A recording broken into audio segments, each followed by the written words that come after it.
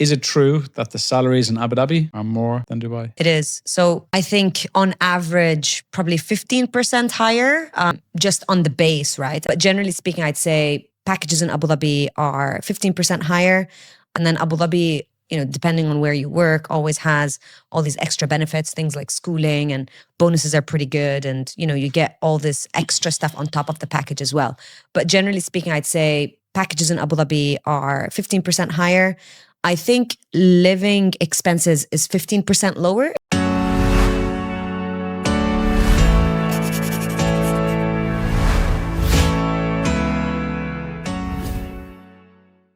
Hey there, listeners. Can you believe it? We're already on season 4 of the Alchemy Uncensored podcast. Before we dive into today's episode, I've got one quick favor to ask. I'm sure anyone that listens to podcasts will know what I'm about to ask. But if you've been loving the journey so far, don't forget to hit that subscribe button and turn on notifications so you never miss an episode, especially as we keep leveling up this season. And while you're at it, why not leave us a review? Your feedback has been a huge part of what's gotten us to season 4, and it helps us keep bringing you the content you love. And of course, one more thing. If you're feeling extra generous, share this episode with a friend who'd love to hear it. Let's grow this amazing community together. And all right, that's it for now. So let's get straight into the show. Thank you. Welcome to season 4 of Alchemy Uncensored. I'm your host, Connor, and we're kicking off the year with a very special episode focused on the UAE recruitment market in 2025. Joining me today are 3 incredible experts who each bring unique perspectives on the market. First, we have Rutika, a specialist in the tax sector, here to share insights on hiring trends, niche expertise, and emerging opportunities. Next is Weam, Director and Head of Abu Dhabi Operations, giving us the latest on the Abu Dhabi market, the skills in demand, and advice for both candidates and employers. And we have Anshul Kalra, our new Senior Manager, who joined the Dubai team in September last year and has already made a remarkable impact. She'll share her first-hand insights into the Dubai recruitment market and what's shaping the hiring trends in 2025. Before we dive into the market, let's have a little fun and a quick fire round to warm everyone up. So ladies, we're going to have some quick fire questions so people can get to know what you're all about. So, Rutika, in one word, how would you describe 2025 hiring? Unpredictable. Anshul? Competitive. Weam? Very specific. One word, that's 2 words. It's okay, specific. Okay, specific, thank you. One client trait you secretly admire. Weam? Decisiveness. Collaboration. Someone who enforces accountability. Accountability. Okay, good. Anshul, most common client request that makes you laugh or shake your head? Can I have more CVs when you don't have feedback on the initial batch? Like that. So that makes you shake your head. Oh, it does. Okay. Does anything make you laugh? The same thing. Okay, good. Yeah. Thank you. Rutika? A Big 4 trained tax professional who is expert at corporate tax, VAT, transfer pricing, international tax, and pretty much everything that relates to tax. And It's pay- unrealistic. And pay 20K. Yeah. Doesn't exist. Doesn't exist. And Weam, finally? I want a CFO who does accounting. They don't do accounting. That They doesn't do. exist. What do they do now? They delegate the accounting stuff Yeah. to their team. So you can't expect the CFO to get into the books and Yeah. look into the details of stuff. That's a chief That's accounting controller, yeah. officer. Yeah. And then your biggest challenge last year, Weam? The biggest challenge, I would say, is finding candidates that have specific skill sets or in niche areas, either industry. Clients in Abu Dhabi are quite picky. So they're always looking for a 10 out of 10. They won't take a 7 out of 10. So very specific requirements. So it makes it really tough. Good. I think it was a pretty uncertain market last year. So that was our biggest challenge. Yeah. And Rutika? I would say lengthy processes that resulted in loss of talent, particularly in a very fast moving market like tax. Then your favorite interview question to ask a candidate, Rutika? What is it one thing that would make you say an immediate yes to an opportunity? Good. That's a good one, actually. Anshul? If I get you an offer, would you take a counter offer? I think it's pretty telling. So that becomes my favorite question. And there's a lot of people that do take it. Yeah. And then they call us back 3 months later. And Weam? What's missing in your current role? I always love asking that question because if they're having a conversation with a recruiter, they should know what's missing. And if they don't know what's missing, then I will question their motivation, I guess. And then finally, so one superpower you wish you had as a recruiter? Influencing people. You're pretty good at that. Yeah, but like, a definite influencing people. Because sometimes you wish people listen to, market intel and your advice and things like that. Doesn't always work, but that would be cool. And Anshul? Mind reading. That would be a good one. Yeah, because then if you could read someone's mind, Or just make everything much easier. Yeah. You'd make a lot of money if you did that. Yeah. Oh, yeah. Yeah, I think mine is similar to Anshal's. So telepathy, I would love to know what's going on in their minds. They say one thing, but there's probably something else going on in their minds. Yeah, unfortunately, we're dealing with a product that can change their mind, and that's the fun of the game. So, well done. Thank you for that. Thank you. No problem. So Are we now- done? No, we're not done yet. Oh. We're only getting, If only. I was like, oh, are we done with, We're only we're getting done with the started. fire questions. that quick fire's done yet. Now that you're warmed up, let's dive into real market insights Let's do it. from 2025. So we're going to start in Abu Dhabi, where Weam has been on the ground there for 2 years now, a year and a half? Yeah, that was a really good Abu Dhabi, by the way. I know, practice. We want to get a feel for all the industries that are hiring and everything like that. So are we ready? Yeah, let's go. So I've now been in Abu Dhabi 11 months. It's coming up to 12 months officially on the ground. But I've been focusing on the market for the last couple of years. So yeah, it's been quite an interesting change to be on the ground, to be fair. So yeah, it's been really good. So first question. So what was the most significant change in Abu Dhabi for you? Yeah, I think what I've seen is that we've had a lot more jobs called in. We had, I think the number came up to just above like 50% more jobs than last year, which the reason I'm saying this and significant is because I think it proves the point of being on the ground. I don't think that that happened because, and I'm not saying that, everything's amazing in Abu Dhabi and that's why that is the number. I think it's more so that I was on the ground, which goes to show that if you're on the ground, you will get called in for more jobs. So I think employers just need to see that if you are interested in the Abu Dhabi market, for you to be there, to spend time there. And I think, for me as a recruiter, that was obvious. I think for a candidate, it would be equally as obvious as well. And for our listeners that are not in the region or are looking to come into the region, Abu Dhabi and Dubai, in a way, they are like different countries. And, there is a bit of sentiment where clients or companies in Abu Dhabi, if you're just from Dubai coming down and maybe once every 3 months, there's not really the relationship building, which really is needed in Abu Dhabi. So yeah, and that was proven, right? Like for the last 2 years, I was going back and forth a couple of days a week. And now that I spend every single day there, there's, I'm seen in the market. And I think that helps. So if you want a job there, just spend more time in Abu Dhabi, really. yeah, no, perfect. And then I guess one big question we always get, and it's coming a lot more to the fore given how competitive Dubai is it true that the salaries in Abu Dhabi are more than Dubai? Yeah, it is. So I think on average, probably 15% higher, just on the base, right? And then Abu Dhabi, depending on where you work, always has all these extra benefits, things like schooling and bonuses are pretty good. And, you get all this extra stuff on top of the package as well. But generally speaking, I'd say packages in Abu Dhabi are 15% higher. I think living expenses is 15% lower. It depends where you are and, where you rent or, want to buy a place or whatever. It's a little bit different. But I think there is on average 20 to 30% gap, which makes sense because if Abu Dhabi really wants to attract the talent, they need to be able to pay for the talent, right? Whether it's coming from Dubai or whether it's coming from other parts of the world. So that makes sense.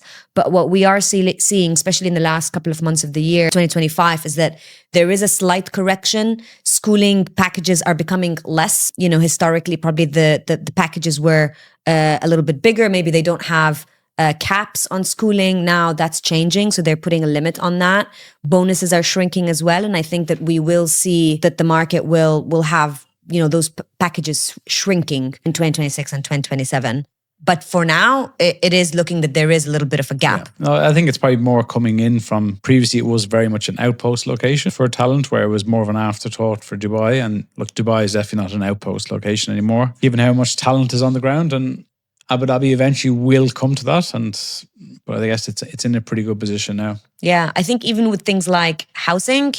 So historically, a lot of people have been, you don't get your housing if you don't live in Abu Dhabi. And I think now they're really doing something about it. So they have informed people that if you want your housing package, if you want your schooling package, your kids need to go to school in Abu Dhabi and you need to live in Abu Dhabi. Yeah. And I think that they're going to be implementing that and being a little bit more serious about it in the coming years as well. You always get people complaining about the process length in Abu Dhabi. Yeah, I think we covered that like last time about how long it takes. And I think last year it took such a long time to close any of the Abu Dhabi roles because of the security clearances and on the security clearance for people who are new to the region, what is that? Specifically for Abu Dhabi or any government entities, you can't start before being cleared, like security clearance. And last year we saw that took a very long time, 4 to 6 weeks, let's say.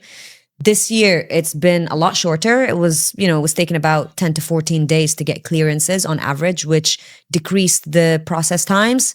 But then also I think that number came out to be from 88 days to like 47 days or something like that on average.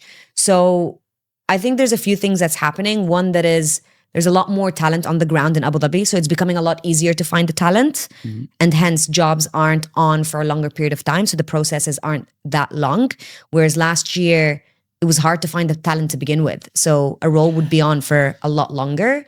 And I think a lot more people are open to being in Abu Dhabi right now, whereas probably in the past they weren't. Mm-hmm. So there was like a gap in the talent pool. So I think that's what's making the processes shorter. And I think businesses also know exactly what they want in Abu Dhabi, right? But on security clearance, so let's just say I'm living in Abu Dhabi. I'm already working in a company in Abu Dhabi and I take another role in Abu Dhabi. Do I need another security clearance again? Yeah. You will do it again. It doesn't matter if you're in the country, outside the country, you need this. Yeah. If you've already worked in Abu Dhabi, usually, you have a big green tick, as in, most probably 99% you will pass the clearance. It's easier. But regardless, if you're changing companies, you always have to do security clearance. And just for people, what do you need? Like what sort of forms? Is it a very tedious exercise? Is it police clearance? It's a lot of admin, yeah. Police clearance, just some information about you, about your family, about the closest relatives that you've got. Just a quick background check. Like I said before, it used to take a long time, 6 weeks, sometimes even more.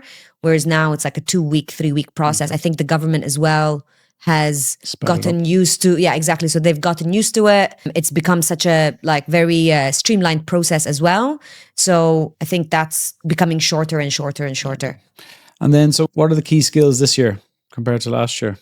Just as always, group level. There's a lot of like group and holding businesses in Abu Dhabi, whether, that's at a sovereign wealth fund level or different holdings that have different subsidiaries and entities underneath. But group level has always been, if you have group level experience, businesses in Abu Dhabi will really be interested to have a conversation. So group consolidation, group finance, group accounting, it's all up there. Because it's not a very common thing to have, because if you've worked at entity level, obviously you wouldn't have that experience. Mm-hmm. I've had a few instances where someone having that group level, they moved ahead in the queue very quickly. For people again listening, the group level, it's a lot of family run businesses that have many different verticals. So that's just giving a bit of context why it's so common. And even underneath each sovereign wealth fund, there are holding businesses that again own 10 entities as well, right? Mm. So there's a lot of holding businesses in that sense as well. So it's a very desirable skill set to be at group level. So people with group level experience. Yeah, message me. Get in touch, please. If you want to move to Abu Dhabi, message me. And then what are the top 3 performing industries? So really interesting stat, I thought. And I think it just... this just shows where the investments are happening in Abu Dhabi. So our number 1 was technology at 21%, which is crazy because, a lot of the work that we did was within that technology space. And you can see it, all the investments that are going into different joint ventures and partnerships. It's all within the technology space. So we've seen that. Second in line, no surprise, real estate at 19%. And again, if you look at all the projects in Abu Dhabi, on Al Fahd Island, everything that's happening with Al Dar, Ramhan Island, with Eagle Hills. It's all, you look at Mudon, you look at Bloom Holding. So much that's going on in real estate in Abu Dhabi right now. And then third place was manufacturing, which again, very interesting.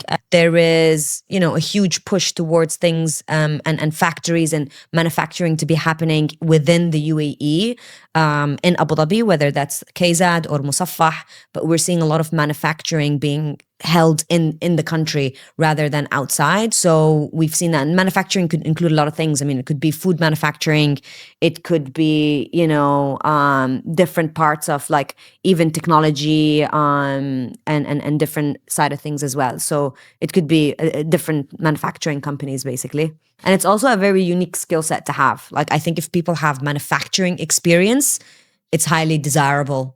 I think in Abu Dhabi or in the UAE generally. I mean, it's one of the things that I think a lot of recruiters struggle to find, someone with specifically manufacturing, costing experience, having worked on the factory floor, Obviously, we're going to have a lot of candidates, a lot of job seekers listening. What advice would you give to someone who's in Dubai looking for a job in Abu Dhabi? What advice would you give for someone who's outside the region who's looking for a job in Abu Dhabi? I think just to summarize, there are a few things that I've noticed. I've noticed it because there's a lot of people through an interview process didn't make it till the end, or they've accepted a job in Abu Dhabi and they couldn't make it past a year or 2 years. And it's always the same stuff.